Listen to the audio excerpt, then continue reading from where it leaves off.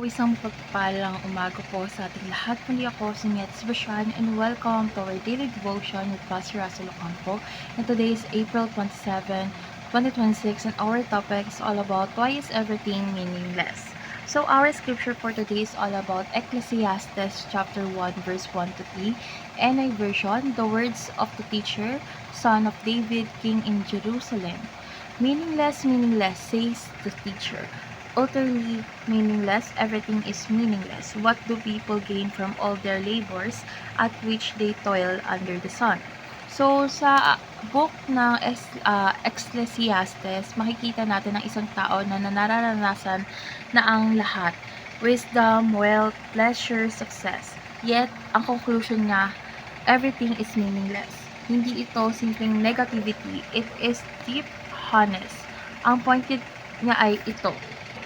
Kung ang buhay ay iikot lang sa mundong ito without God, walang lasting meaning. Everything fades, everything ends, and nothing satisfies permanently. So, but this is the realization is not meant to depress us. It is meant to redirect us. It points us to a higher truth.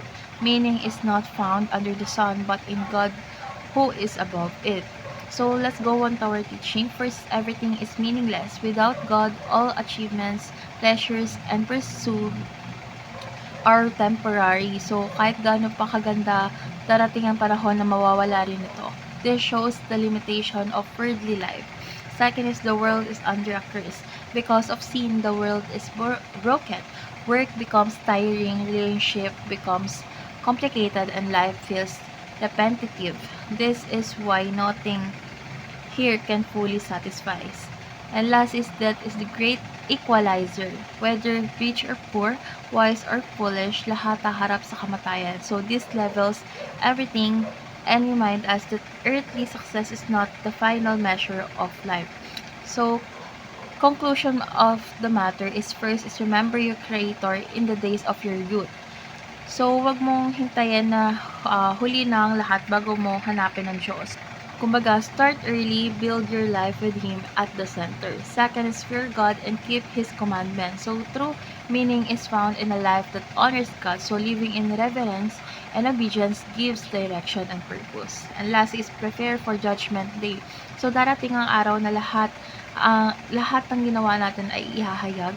Live today with eternity in mind, choose what truly matters.